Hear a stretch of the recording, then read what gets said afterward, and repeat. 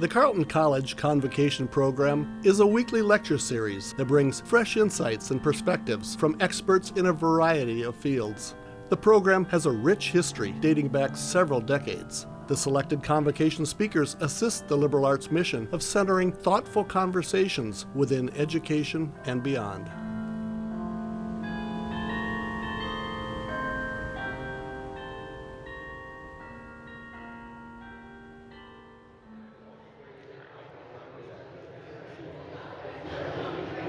Friends, Romans, countrymen, lend me your ears.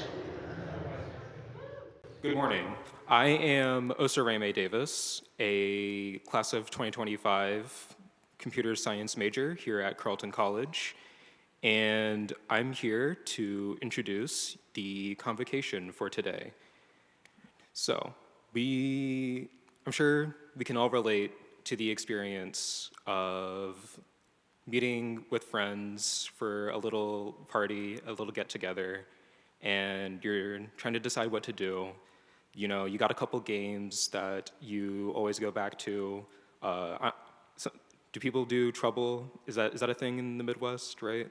You got Trouble, just Scrabble, but of course, one of the many favorites is Jackbox games. And if you're anything like me, you immediately go to things like Quiplash. Yeah, there you go. Drawful is a really good one, and Trivia Murder Party. All games that Claire McFadden has written for. She was actually a managing editor at Jackbox Games and designed and pitched games like Blather Round and I don't know how to pronounce this one, I'm so sorry, Keysort. That we're just gonna go with that. And outside of that, of course, she has performed sketch comedy and improv at Edinburgh Fringe Festival in San Francisco, Sketchfest, Out of Bounds, and Chicago Sketchfest, amongst others. And also has a web series named Framed, which was an official selection for the New York Television Festival in 2018. I keep looking down because I have to make sure I get all the accolades. So, yep. And she's currently starring in her second Mainstage Revue at the Second City. And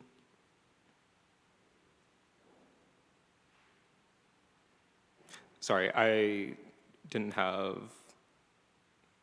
I should have had a better segue, but anyway, I would like to welcome to the stage now, Claire McFadden, class of 2013. Please give a big Carleton welcome and get me off this stage. Thank you.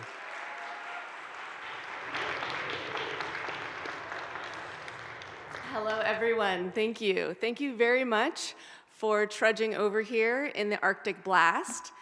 And I would like to give a special shout out to everybody who said, you know what, I'm gonna go to more convos this year.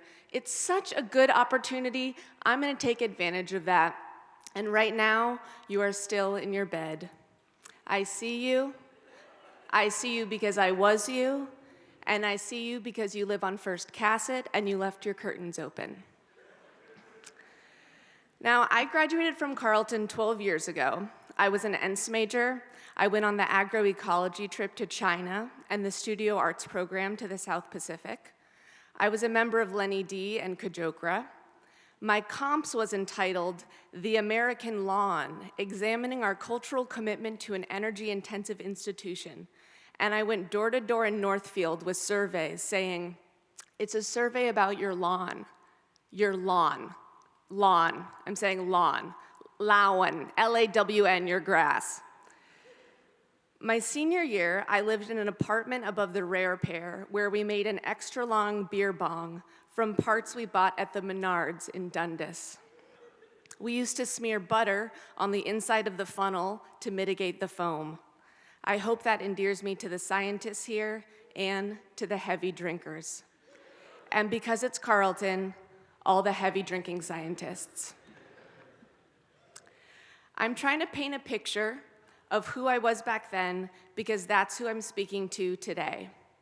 Well, that is who I was back then, and that is me trying to paint a picture of who I was back then. So I digress. When I was peering over the edge of May 2013 into the unknown of the adult world, I wanted a big, cool, exciting, and creative career, but I didn't personally know anyone doing that. Now, I personally am someone doing that. I spent most of the last 12 years in Chicago working in comedy. For 4 years, I was a writer and managing editor at Jackbox Games, a video game studio that makes playful, comedic party games. At Jackbox, I wrote on 24 games, which were played by millions of people, and I pitched multiple games of my own design, getting 2 greenlit and produced, Blather Round and Quicksort. I did panels at big game conventions, casted and directed the voiceover sessions for the game hosts, and I had a lot of fun. People are always like, was that a fun job? Yes. On the performance side, I spent 6 years on stage at Second City, a comedy theater in Chicago where people like Tina Fey started, as well as Steve Carell, Stephen Colbert, Tim Robinson, Keegan-Michael Key, A.D. Bryant, and many others. First, I understudied, then I traveled around the country with a touring company before joining the Mainstage as a cast member. On Mainstage, we write and perform our own wholly original 2-act sketch show and cap it off with an improv set every night. I did 8 shows a week for 2 straight years, was nominated for 2 Jeff Awards, was flown to New York to audition for SNL, met 65% of my comedy heroes, and tore my ACL on stage while I was dressed as a Bulls player. My stage manager took that photo after I fell, and that was the aftermath. This past spring, I left Second City, shot a horror movie, wrote for Netflix Games, and moved to LA. So that's where I am now. And though my life has been shaped by luck and privilege in many ways, I will say that I am not a Nepo baby, and I did not have contacts in the industry or someone else paying my rent while I figured it out. There is a way forward, even if you don't have connections, technical training, or industry knowledge when you graduate. And that's what I'm trying to impart today. I'm going to tell you what I would have liked to know 12 years ago before I left Carleton. So for the next 40 minutes, you are me. Me is you. You is we, is me. So from the bottom of your heart, me would like to thank we for being here. This is Make It Yourself, how to pursue a creative career after Carleton, even if you majored in something completely unrelated like ENTS, and the path forward seems shrouded in mystery and fear. It's my practical and philosophical guide to being a working artist after Carleton. If you're not someone who wants to have a creative career, I hope you can find this applicable to generally leading a more creative life and prioritizing your interests outside of work. And if you can't find any applicability, I hope that you can surreptitiously play Candy Crush on your phone, but low enough down to where I can't see the light reflecting off your glasses. Now, the issue with a how to pursue a creative career style speech is that there is no secret to working the system because there is no real system. There's no clear path. When you're a senior at Carleton, there is a clear path for things like consulting, getting an MBA, working on medical software at Epic Systems in Madison, Wisconsin. And since I have dear friends who chose those paths, I can admit with some distance and great maturity that those paths are boring, boring, boring, boring, boring, and often bad, unethical. Some consulting companies are okay, some are doing good, but most are making the world worse. We're excited. But these are the companies that come on campus and recruit you.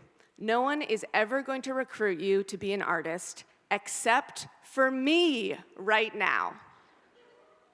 I can't offer you a job or a grant or an application in a portal with a login and 2-factor authentication.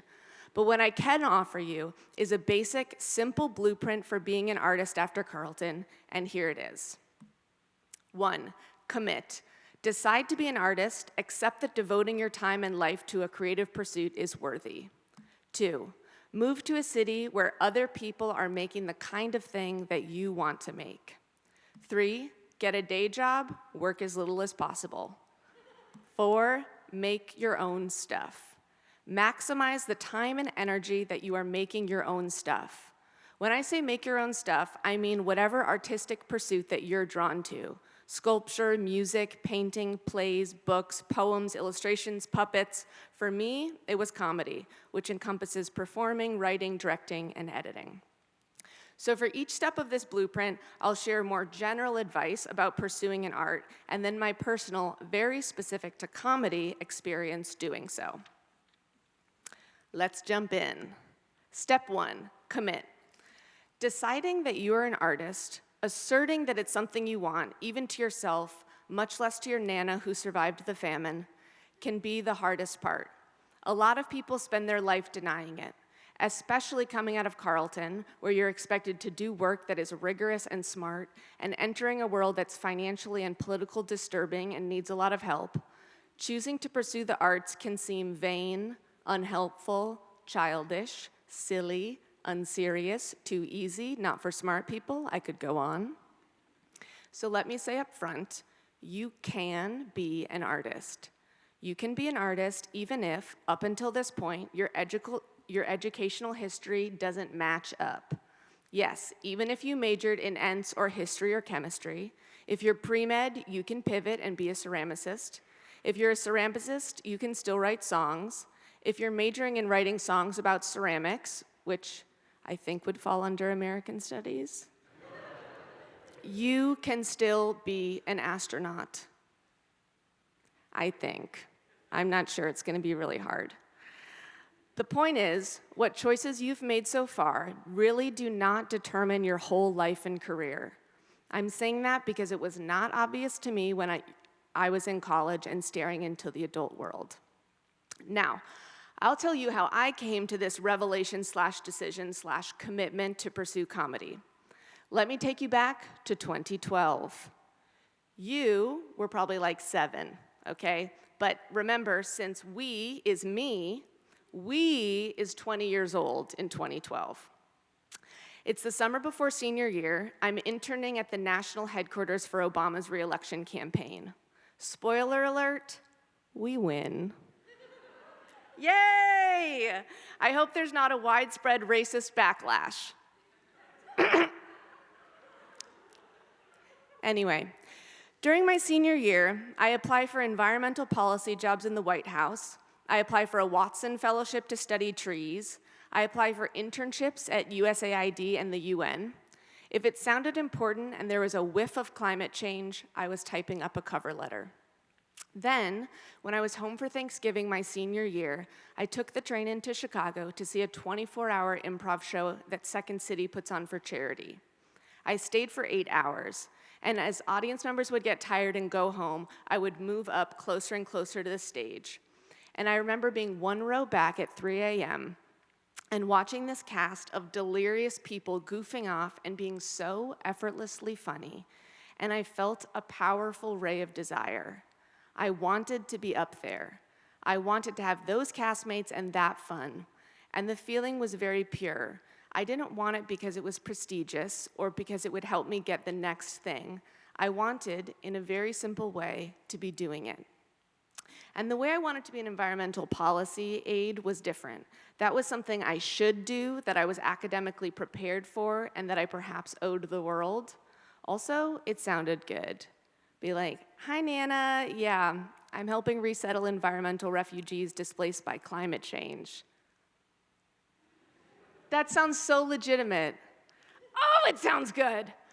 But I was not yearning for the work itself. The work itself, that is important. We're coming back to that, so bookmark it. Oh, that's a bookmark it. I want you to bookmark it. Perfect. So I return to Carleton and I sit with the contrast, this pure ray of desire versus the tantalizing swirl of prestige and expectation. And I went ahead and I applied for every important sounding job I could find, because that's what you do. If you go to Carleton, you're smart and you're skilled and you're gonna save the world. I wish I could say that I courageously rejected a prestigious job offer with benefits to pursue an artistic path with guaranteed penniless irrelevancy. But actually, what happened is that I was rejected from everything. I could not get a good job. I remember when I was rejected from the Watson, I went on a run in the Arb, which was a truly desperate move for me. I had never done that before. And I went off the path, and I lay in a marsh in the misting rain, and I stared up at the gray sky, and I cried. The wet grass was soaking through the back of my Rotblatt t-shirt, and I was sobbing about a tree fellowship. And I remember thinking, this is so pathetic. I hope no one ever finds out about this. Now, getting a handful of painful rejections worked out in retrospect because it gave me the feeling, and this was not necessarily true, but it is how I felt at the time, that I was never going to get that type of work, at least not in the next couple years. It wiped the slate for my imagined future. And in the absence, I was left with that ray of desire. I figured I might as well go for the thing that I really, really wanted, comedy. So I committed. I had ambitions to eventually write for TV and movies, but my commitment in the beginning was more flexible. I decided to organize my life around comedy, to get as good as I could, to follow the ray of desire and see where I ended up. Which takes us to step 2. Move to a city where there are other people making the stuff you want to make. But Claire, I'm a wildlife photographer, and there's no bison in Cincinnati. Then move to where the bison are. You've got this. Depending on your craft or your family situation or your medical needs, you might need to live in a small town or a big cave or a thatch of dry grass in a crawl space beneath a barn. I think I saw like a mouse in here somewhere. I want to be inclusive. You can figure it out. Skip the advice that doesn't apply to you.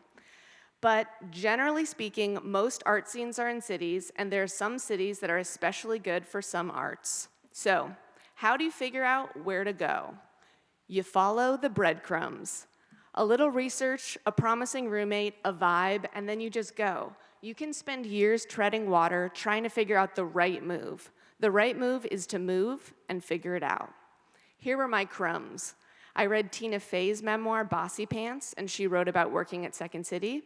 I listened to a bunch of improv podcasts like Comedy Bang Bang. Then I Googled the guests, and I looked at their IMDb's and their Twitters and figured out that they invariably live in LA or New York, but that a good chunk of them started in Chicago. Same with TV writers. So I followed those crumbs, and I figured I'll start in Chicago and eventually move to LA or New York. It is not a science, but think about where you're drawn to, do some basic research, and then just go. Because here's the thing. You have to go to a place and start to find out what's there. Breadcrumbs can lead you to a city, like I knew from Bossy Pants that I should take improv classes at a theater called I.O. That's what got me there and gave me the first step. And I promise you, when you arrive at a place and do that first step, you will meet people who also came there to do that. And crucially, you'll meet people who came to do that 2 years ago and 5 years ago, and they'll know about the right classes to take, the best teachers, festivals, internships, gigs, opportunities. You cannot suss out what a place or an artistic scene is going to be like from Google or Reddit, or talking to an uncle who lived there 30 years ago. In the same way that you can't figure out what your ex is up to by going through his tagged photos on Instagram. There is so much happening in the real world that isn't captured online. No matter how many forums you scroll through, you cannot make a perfectly calibrated decision that results in a perfectly calibrated career. Just go. Once you're there and you take that first step, things will emerge as if out of the mist. For example, I moved to Chicago, and per Bossy Pants, I signed up for an improv class. In the basement of that theater, I was waiting for the bathroom, and I saw a flyer for a sketch group looking for writers. I emailed them, I joined, and it was horrible. It was one of the worst shows I've ever been a part of. I was degraded on the stage. Not in a horrible way, but just like having to play a dog that speaks in poetry. But I met one funny writer named Maureen Monahan. We ended up forming a duo called Spooky Dookie, and we went on to write 6 two-woman shows together and have performed at sketch festivals in Boston, San Francisco, and Austin. When I moved to Chicago, I had never heard of a sketch fest. I did not know how to rent a theater and put up a show. I did not know Maureen existed. You have to take whatever crumbs you have and go, because I'm telling you, the crumbs imply the existence of the cake.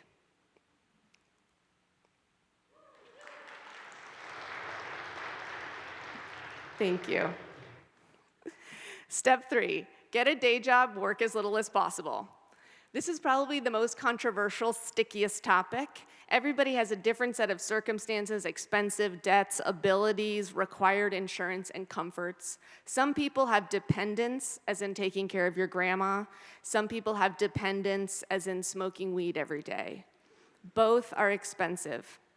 Like I said, you know your situation, make your choices accordingly. After much trial and error, I figured out that the best thing for me is to have a non-creative day job that doesn't require too much personal investment, then reduce my hours as much as I can to survive, but work as little as possible. See, at first, I tried to get a cool creative job that was adjacent to my comedy dreams, like a production assistant or a copywriter, but I figured 2 things out. 1, every job you want, because it is tangentially related to your interests and might be a cool experience while you work towards your real passion, that tangential job is someone else's real passion, and it requires a lot of personal investment and energy to get the job and to keep the job. So putting energy into networking, learning skills, shadowing, volunteering, whatever you need to do for something that's not actually what you want to do, that's misguided. Save it for what you care about. 2, working full-time sucks. Sorry. Even the jobs I've loved, like being a video game writer or a full-time sketch comedian, 40 hours a week is too much. It doesn't leave enough energy to make your own work. Some people can do a serious full-time job and pursue their art, and those people are held up as shining examples. That is Abraham Verghese. I believe he was a full-time doctor when he wrote the novel Cutting for Stone, and I wish him a heartfelt congratulations. I could not work full-time and make my own work, and if you can't either, don't feel bad. Here are some jobs I had after graduating.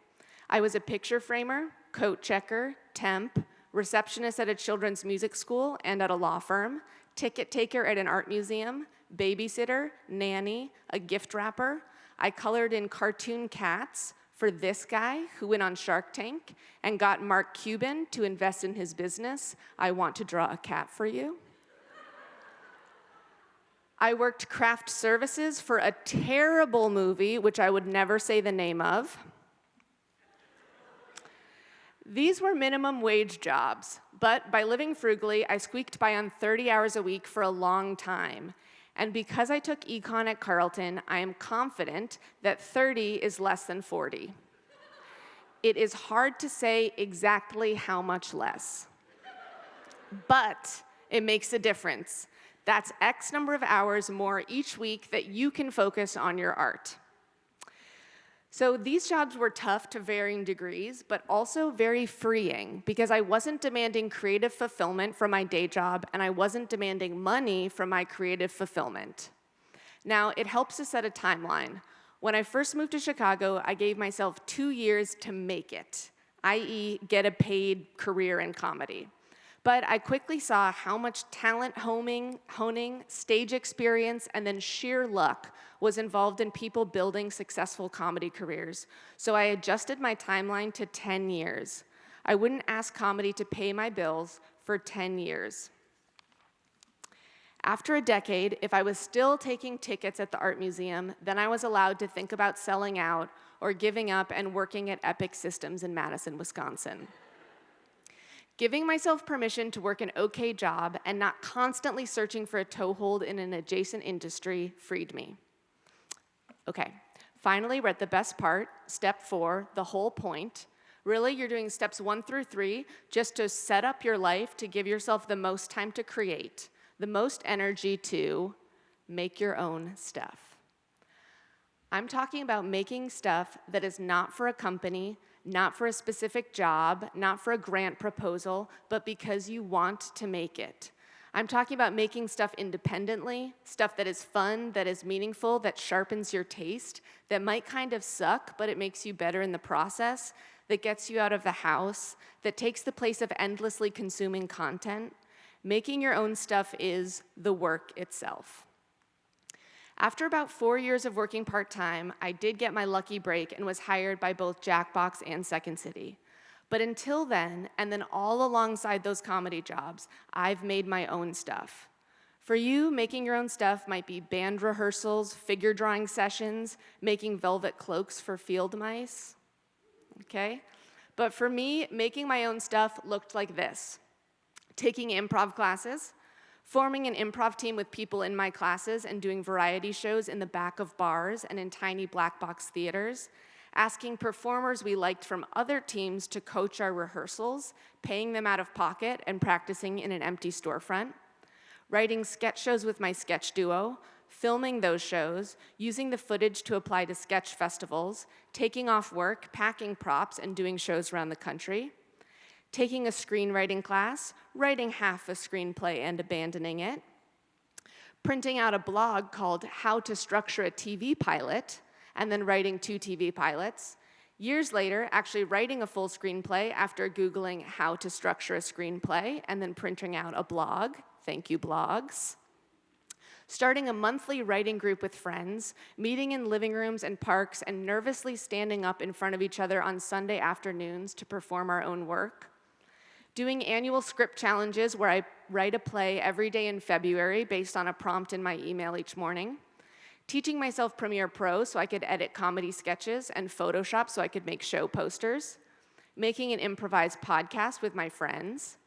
Shooting a web series about being a picture framer. Getting into the New York Television Fest and having a bunch of exciting meetings with big execs, and nothing came of it.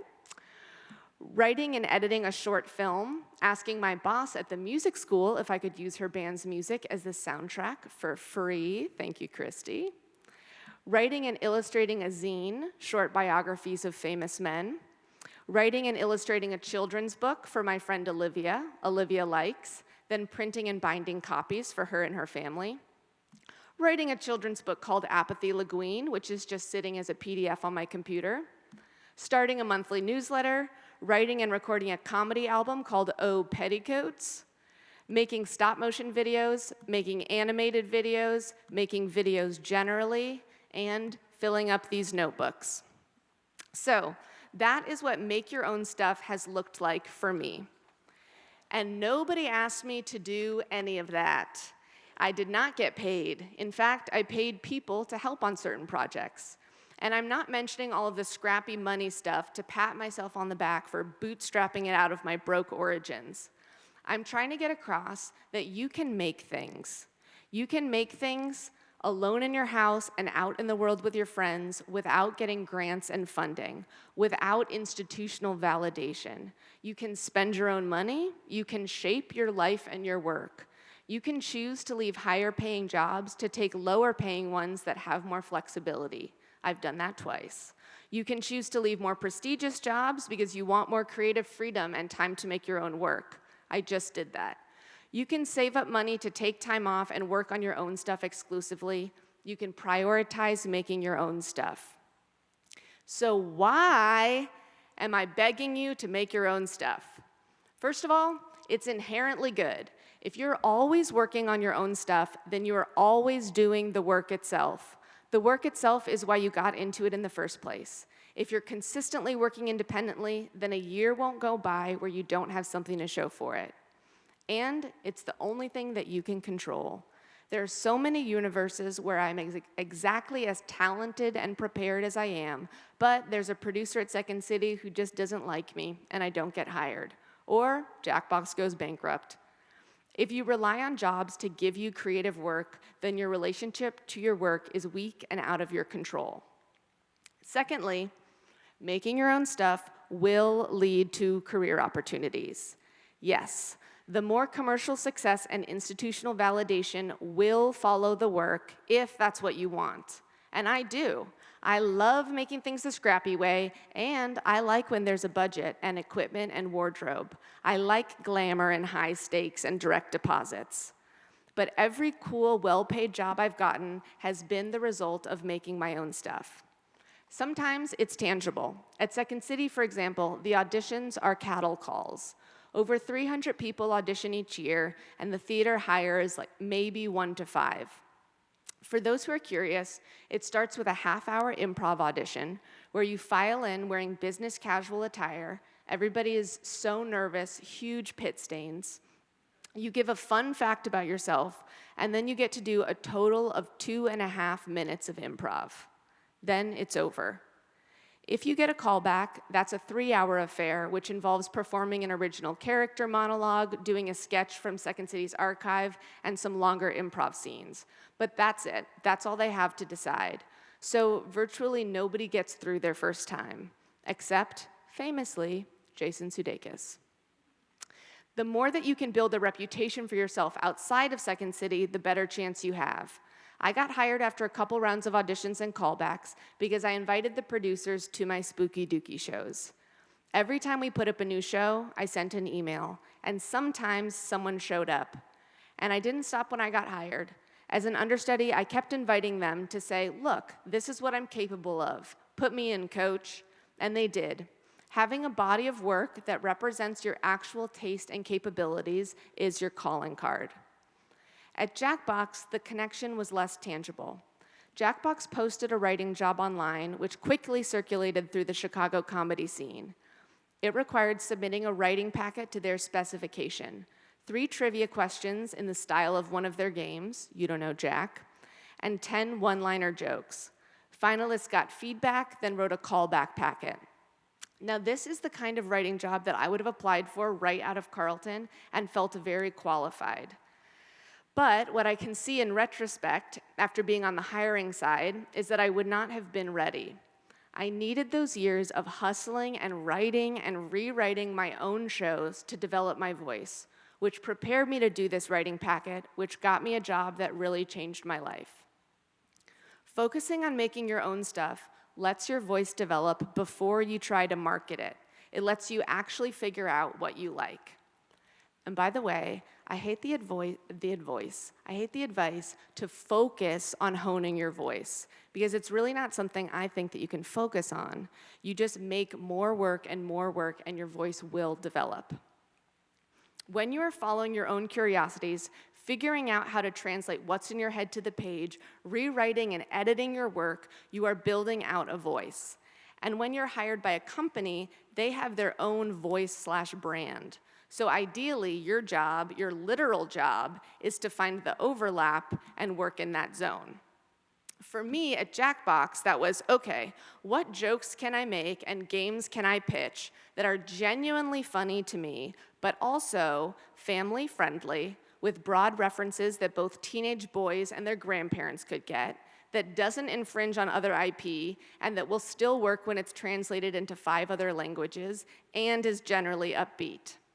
At Second City, the overlap was, okay, what scenes can I pitch that are genuinely funny to me, that will be relevant for a whole year, that I'm willing to physically do 416 times on stage, that will appeal to tourists visiting Chicago and to locals who see every show, and to this one cranky critic at the Chicago Tribune.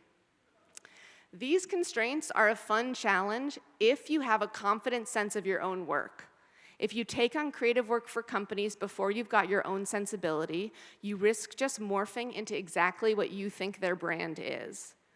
Not only does that warp your own sensibilities, but it means you're not really providing anything meaningful to them. You're regurgitating what you've seen before. Now, I understand the irony that I was likely invited to speak today because I have name-brand comedy institutions on my resume. But here's the thing. Working at Jackbox or Second City or Netflix Games would not have been enough if I didn't have my own projects, where my vision was unfettered. And when I say my projects, yes, I am talking about a zine where I drew a bunch of made-up guys and wrote their biographies. I'm talking about a video detailing how M&Ms have sex. I am talking about a sketch show where an IMAX projector sucks in a museum docent, and tries to mate with her. It might sound silly or so specific, but that's how life is, that's how art is, and that's what feeds me. That's the work itself. So that's why you should make your own stuff. But how do you do it? How do you consistently make your own work without an institution giving you assignments and deadlines? What is the creative engine that propels you?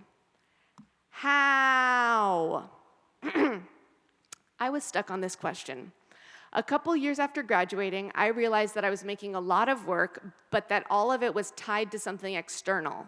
I was writing sketches for Spooky Dookie, content for Jackbox, half a screenplay for a class. It was the same at Carleton. I would write for Lenny D, make a video for CAMS, or finish a drawing for a studio art final. But I didn't have what artists call an artistic practice. I feel uneasy using the term artistic practice as I'm not wearing linens and buying French pastels. So instead, let me introduce you to what revolutionized my life, which I call my system. I'm going to, quite vulnerably, tell you about the nitty-gritty specifics of my system, occasionally zooming out to share the broader applicability of how you can create your own. So my system is very simple. I try to sit down every day and write for half an hour. And when I do, I get a sticker. Yes, I am 33 years old. I've been a full-time working writer for 7 years, and every day I am motivated by my sticker chart. I scanned my calendars for the last 4 years. These are my sticker charts. Yes, thank you.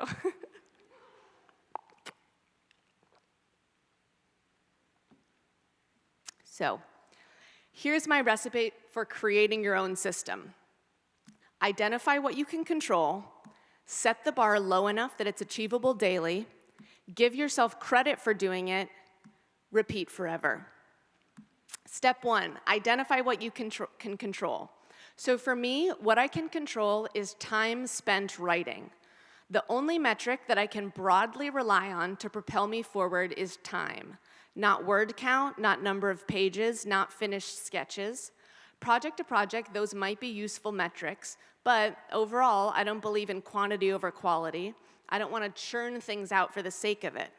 The creative process involves so much thought and tinkering, revising, deleting, starting over, and for me, genuinely staring at the wall.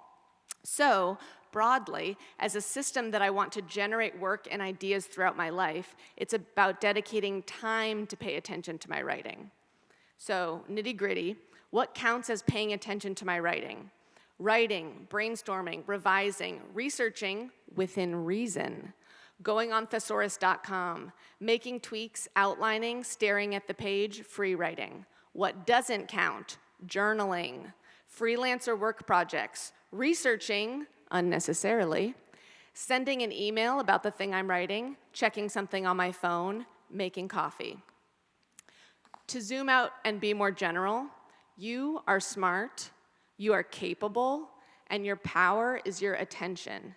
Turning your attention to a project is what you can control. I know that I said you can't control what institutions support you. You can only control making your own stuff. Well, guess what? Within that, you can only control your attention to it. You cannot control if what you make will be good, if you'll have clarity, a breakthrough, if you'll be inventive and original, if you'll like your own work, if you'll think of the perfect joke to end your convocation speech. I didn't. All you can control is trying, sustained trying. So set a timer to pay attention to the thing you care about, then within that time frame, apply your mind. And I promise you, if you try, you will figure it out. You will figure out how to write a novel, you will figure out how to memorize a script, you will figure out how to draw a human hand. If you give yourself the time, there will be trial and error, and you might feel icky and dissatisfied some days, but over time it works. So identify what will make you better, then set aside time to turn your attention to it. Step 2, set the bar low enough that it's achievable daily. For me, that is 30 minutes a day with the expectation that I'll do it maybe 5 times a week. I landed on 30 minutes because it's the exact amount that I will actually do. Whenever I have tried to bump it up to an hour or 45 minutes, I falter and I stop. Half an hour is the sweet spot. If I'm so tired and I want to go to bed, but I haven't done my writing and I haven't gotten my sticker, then half an hour is short enough that I can go, okay, I'm going to brush my teeth, I'm going to get into bed with my laptop, and I can write for half an hour. If it's an hour, no way, I'm just going to go to bed, and I won't write at all.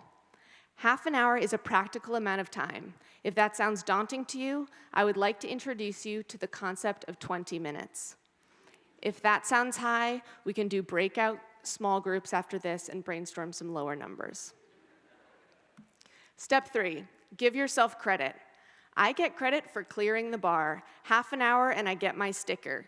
Each month, I pick a new sticker theme, and yes, that's part of the appeal. I mean, come on, look at these. Aw, fun. Owls.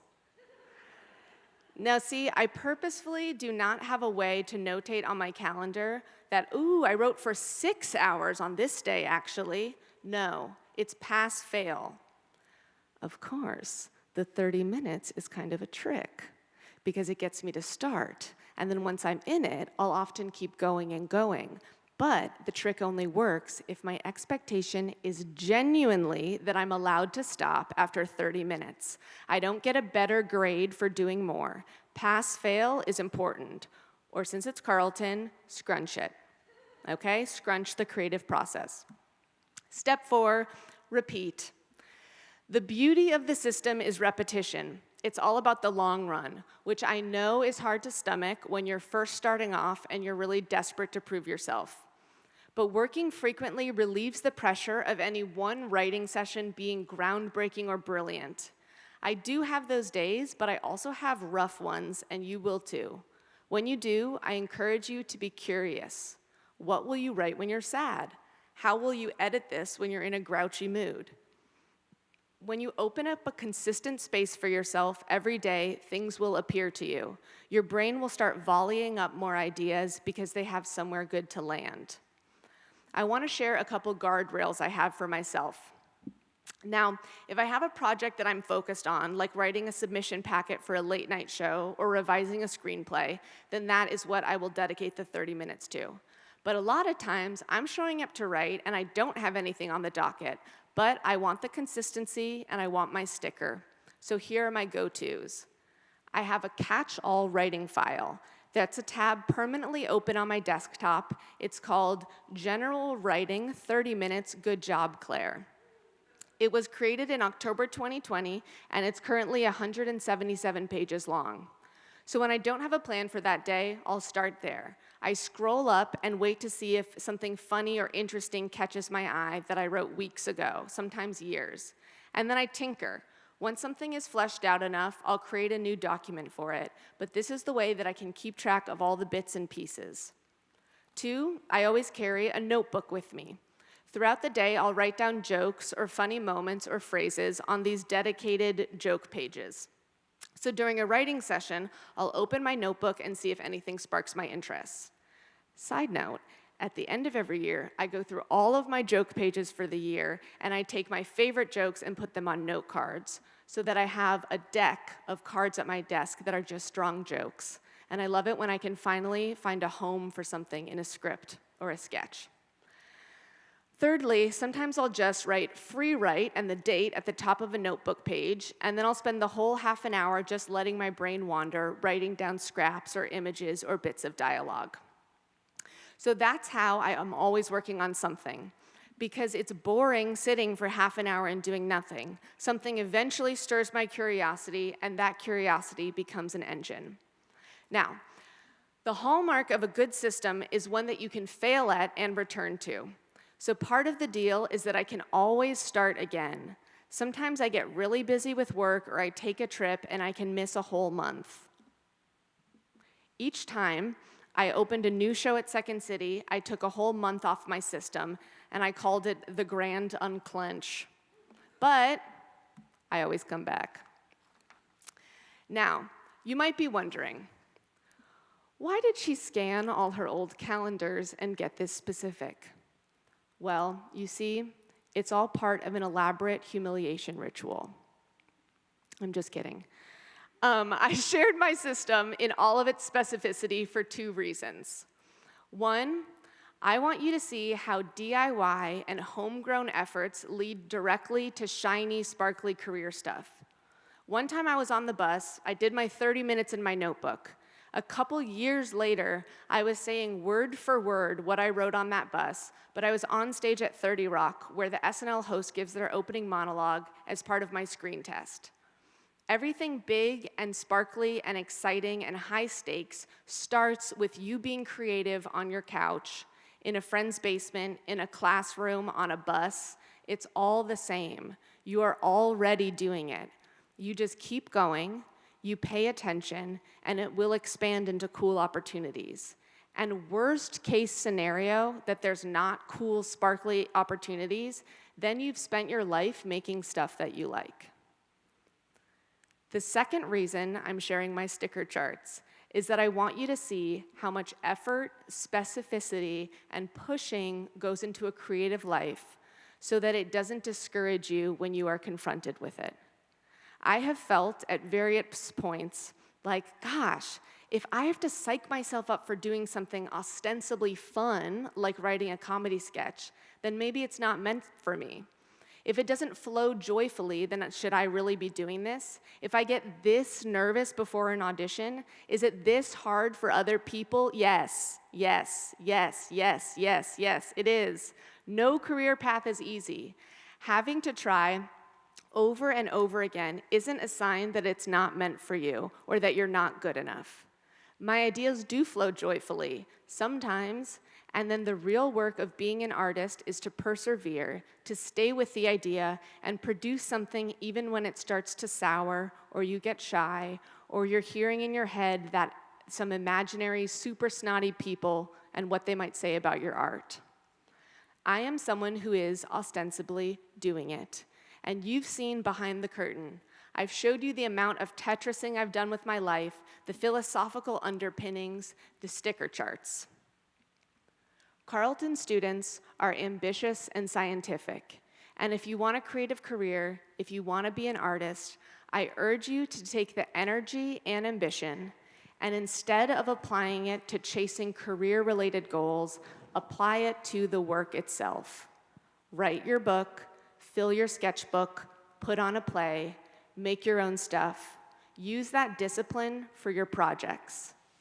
I am speaking to young me, who is you, but I'm also speaking to you, right now, and I'm saying, go for it, keep going. I'm excited to see what you make. Thank you.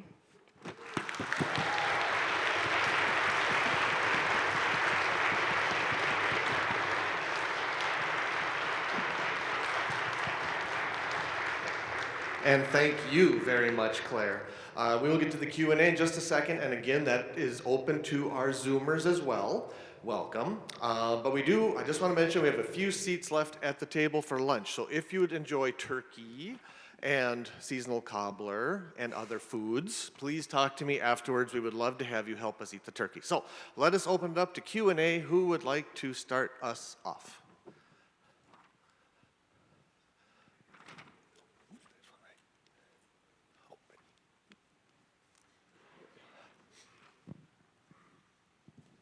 Hi, this isn't so much of a question as maybe a recommendation to all of the students here, and maybe other older than students.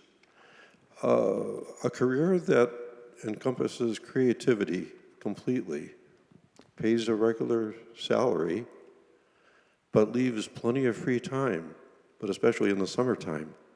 Be a teacher. Be a teacher. You would be a fantastic teacher.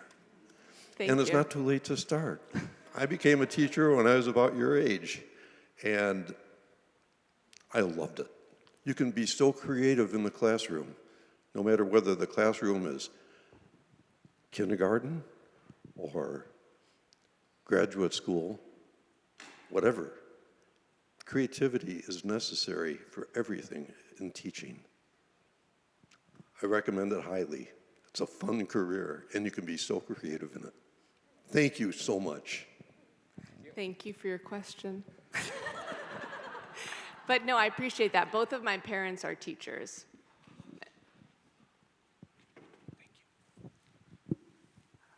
Hi, thank you so much for Jackbox.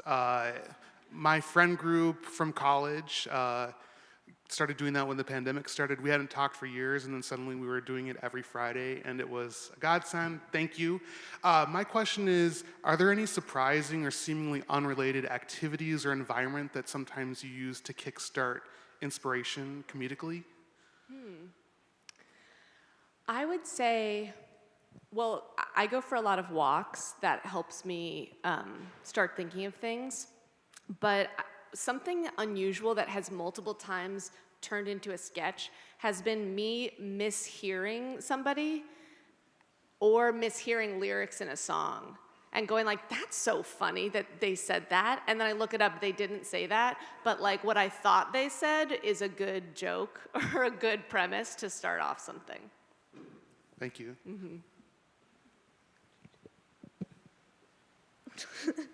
Hi, Claire. Thank you so much. I am looking for my sophomore summer opportunity and looking into tons of internships as per my mom's tiger mom.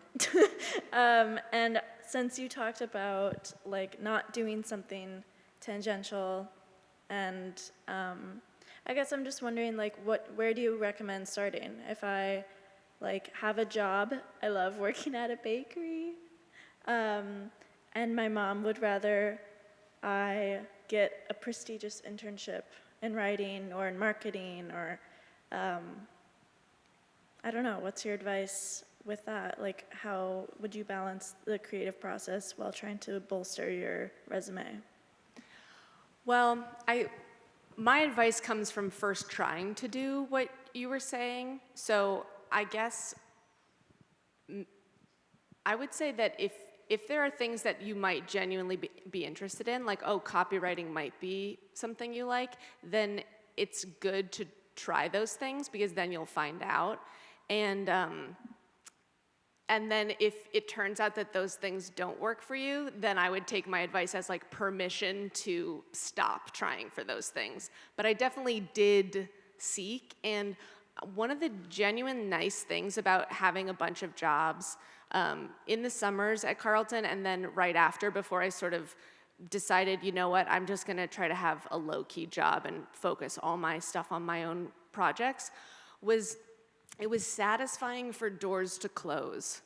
Like when I worked on the Obama campaign, I had thought, oh, maybe I'll, be in politics or be in campaigns. And then I did that summer and I was like, no, I won't. And that was satisfying because it was like, oh, great, okay, I'm not gonna work in campaigns. I still then thought I might wanna work in politics, but it's sort of nice to like cross things off the list. And yeah, and then for working at a bakery, if you love that job, that's great. And just make sure, like for any of those jobs, that you're also making your own stuff to kind of like keep that part of yourself going.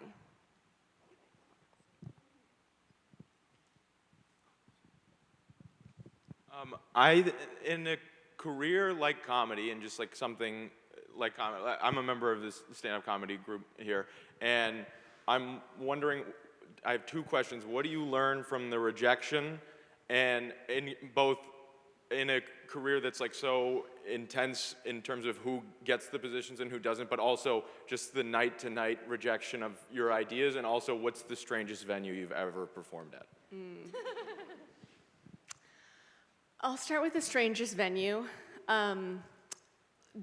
That's top of mind is a couple months ago I did a corporate improv show in the basement of a Marriott, and the lights, it was just full lights on, and it was a cocktail hour, and not a single person was watching us.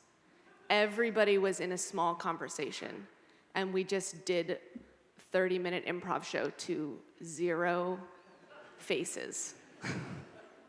Back of head and profile only.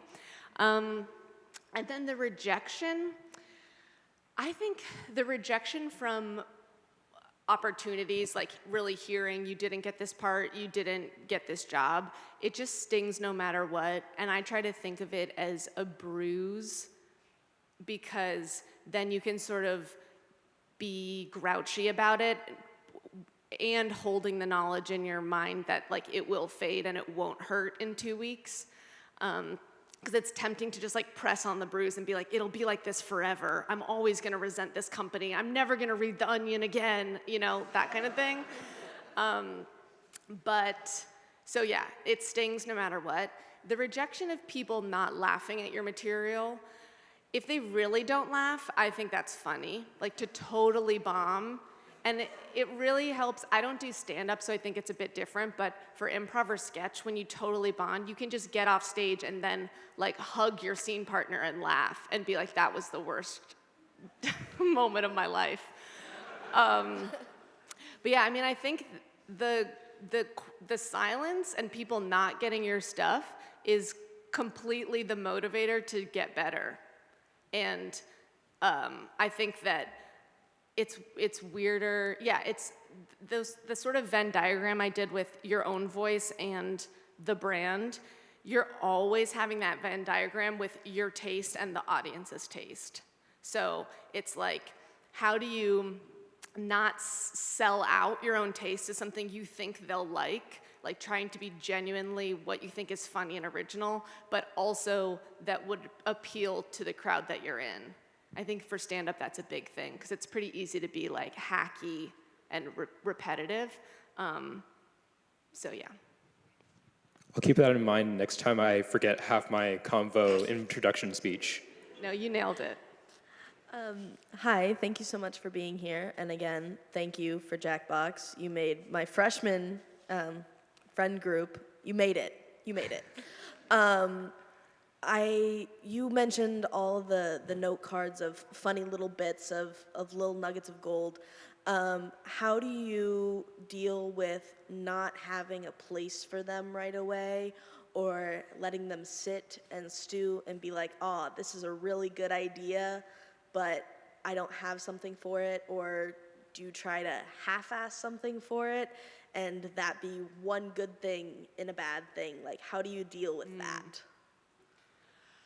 Yeah, I would say what's left in my deck is stuff that is not a premise in and of itself. Because if it's a good premise, I've already tried to write it out, or I've done it. It's more like one-off jokes. So those, yeah, I just sort of patiently wait for the moment to appear where I could insert them. But for sure, some will die. But the nice thing, I think of scraps of things that you think are funny as seeds, and depending on what you do, if it's like stand-up or sketch or cartooning, you can grow the same seed into different types of things. So I think that often if you have good ideas and you're like, oh, that's not going to be a sketch, it could be something else, and throughout, as you grow and develop and have new skills, you might be able to like go back and pull that stuff and turn it into like a New Yorker cartoon. And that's one thing that is really nice, having been a comedian for this long, for like 10 years, is that, and it's hard when you're first starting out to have this sense, because you want things to pay off right away, but I'll have ideas, like I just am in development on a screenplay right now, and I had that idea in like 2018, and things can just take, like ideas are good ideas, and they'll hold up if you don't lose track of them, and they can pay off a lot later. So even if in your first couple years of making stuff, it doesn't feel like things are coming to fruition, that doesn't mean that they won't. And I'm gonna pop in and just say we have time for one more question, and I believe, is it Paul that has it? Claire, thank you. I have 4 unrelated questions. Where'd you go to high school? Did you do comedy Township. then? Yes. I'm answering them as you go. I went to Evanston Township High School. Did you do comedy there? I did. I did sketch Yamo? and improv. Okay. And did you watch the SNL 50th anniversary? And if you did, was there a highlight for you? I did not watch the SNL 50th. I plan to, but to be honest, I was working on my convocation speech.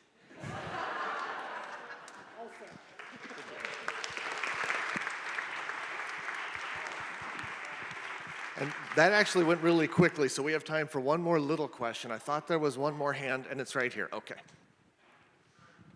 I don't think this is a little question. Sorry. So you brought up that you're aware that we're in wacky political times. I have been thinking a lot about the power of comedy and absurdity and just sort of like goofiness to counterbalance the heaviness of the world. And I'm wondering if you can reflect on whether that's a part of your practice or if that's something that you think about as you do your work, obviously as a person who cares about the world and does kind of absurd stuff. I do not think of the connection. I remember when Trump was elected the first time, there was a lot of like, we need comedy more than ever, you know? And it felt a little bit self-important to me to be like, what I'm doing matters politically. I would say that the way I think about what I want to do is truly like just what I want to do, what I want to talk about, and things really bother me in society, so inherently the work ends up becoming satirical. Some of this stuff does. My stuff for Jackbox was really not satirical. It was like pure silly and whimsy. But my own work reflects my climate fear, so like it all comes out, but I do not think of it as like important. I think of art generally as very important, but I wouldn't encourage anyone to like be an artist because the world needs artists. Like the world will have artists because people are going to do it. If you want to do it, that's enough of a reason to do it. And on that, thank you very much, Claire, for being Thank here you, today. everyone. Thank you all. We'll see you next week.